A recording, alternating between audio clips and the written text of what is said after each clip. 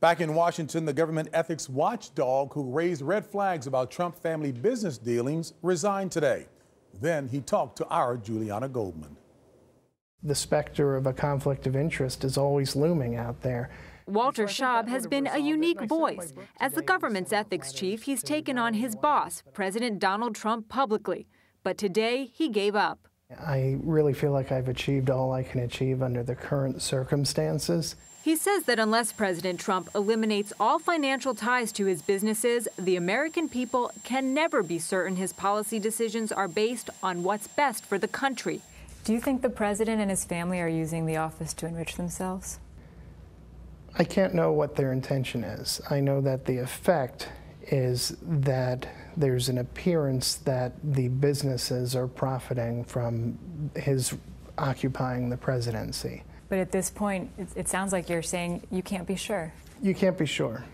And so it almost doesn't matter whether they are profiting or not. America should have the right to know what the motivations of its leaders are.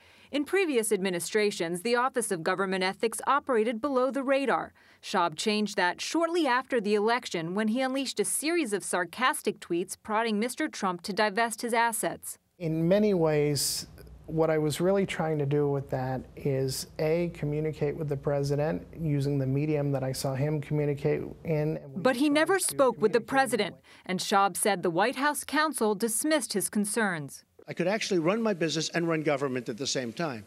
Ultimately, Mr. Trump handed control of his private businesses to his sons and noted there are no conflict of interest laws for a president. His attorney also said he couldn't sell off his assets because he'd lose money. I have no sympathy for that. I mean, he's in a position where he's going to have to send young men and women to die in combat, potentially, or risk their lives at least. They're paying a much higher price. So no, it's not too much to ask for somebody to incur a bit of a financial loss if they have to sell things off. Shaub's term was set to end in January, but he said he got a job with a nonpartisan ethics group and felt like he could have a greater impact outside of government.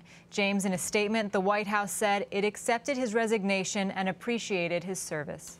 Julianna Goldman in Washington, thank you. And Julianna will have more about this story tomorrow on CBS This Morning.